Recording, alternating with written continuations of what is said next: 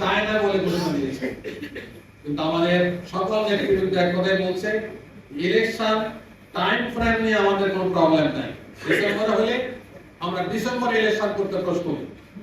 কিন্তু যে কয়টা জিনিস আমরা ইলেকশনের আগে করতে চাই, তার এক নাম্বার হলো যে ইলেকশন করার পরিবেশ তৈরি করতে হবে, একটা লেভেল প্লেইং ফিল্ড তৈরি করতে হবে। না হয় 14, 18 এবং 24-এর মতো নির্বাচন হবে। বাংলাদেশ জামাত ইসলামী সেই জাতীয় কোনো নির্বাচন আশা করে না। ওই জাতীয় নির্বাচনের ফলে কেবলমাত্র একটি ফ্যাসিস্ট তৈরি হয়, একটা ফ্যাসিস্ট গভর্নমেন্ট তৈরি হয়।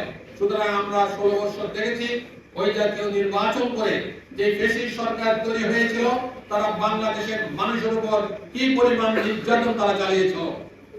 সুতরাং আমাদের প্রথম বক্তব্য হলো নির্বাচন কমিশনারের উপর যে একটা লেভেল প্লেইং ফিল্ড তৈরি করতে হবে।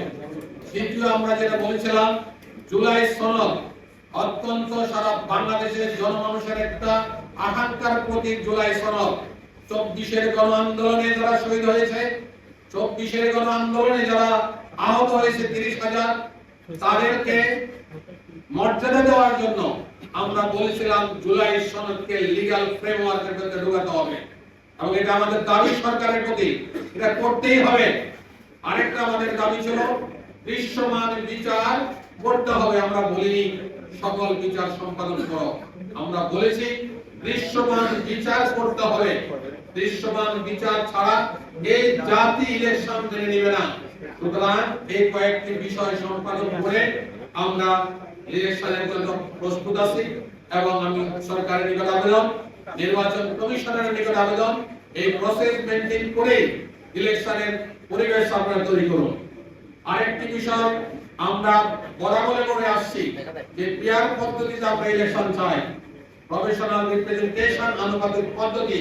পৃথিবীর 91টা দেশে আঙ্গুল দিয়ে আমরা দেখিয়ে দিয়েছি যে 91টি দেশে পিয়ার পদ্ধতিতে ইলেকশন করে তারা কি পরিমাণ সুবিধা ভোগ করছে। আর আমাদের দেশের রাজনৈতিক বৃহৎ রাজনৈতিক দলের একজন নেতা, তিনি নাকি পিয়ার বুঝেন না, তিনি বলেন পিয়ার খায় না, পিয়ার গায়ে দেয়। দীক্ষা জানাই একজন পলিটিক্যাল লিডার, তিনি এই কথা বলতেই পারেন না। তিনি যদি না বুঝেন, তাহলে আমাদের একজন নেতা বলেছেন আমাদের ক্লাসে এসে ভর্তি হোক, আমরা আপনাদেরকে পিয়ার বুঝিয়ে দেব।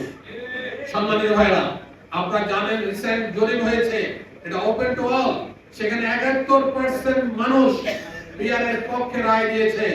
সুতরাং আমরা সরকারের কাছে আবেদন জানাতে চাই যে পিয়ার সিস্টেমের ভিতরে যেন ইলেকশন নিয়ে আসে।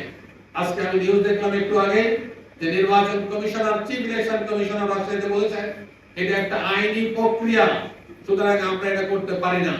আপনার হাতে সময় আছে, এটা যে কোনো একটা প্রক্রিয়া যদি আপনি যেতে চান, ভালো মনে করেন, তাহলে এটাকে আপনি ওপেন করেন, আইনের ভিতরে নিয়ে এসে আপনি নির্বাচন করেন।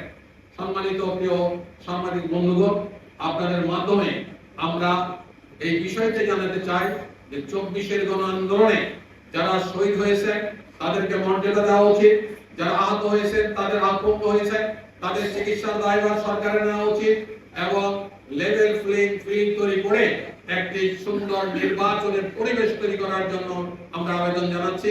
সর্বশেষ আবার একই কথা বলে শেষ করব, পিয়ার পদ্ধতি মানুষ চায়, সুতরাং পিয়ার পদ্ধতি ইলেকশন করলে এদেশের মানুষ সন্তুষ্ট হবে।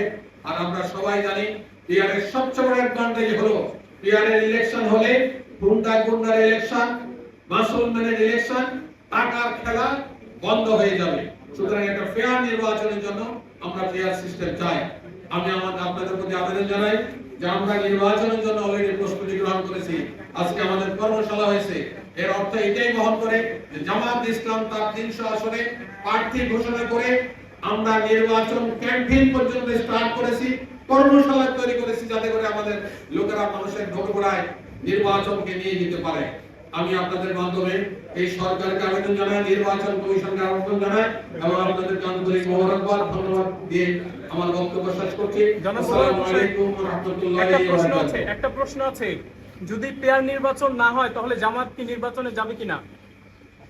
এই প্রশ্নের জবাব আমাদের অনেক নেতা দিয়েছে, ওনার ভাষায় বলি, ইলেকশন পেয়ার একটা সিস্টেম আমরা ডিমান্ড করেছি।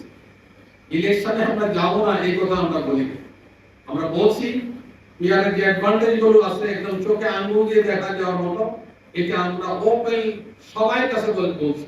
সুতরাং আমরা আমাদের ডিমান্ডের উপর আমরা আসি, দেখি আমরা সরকার কি করে।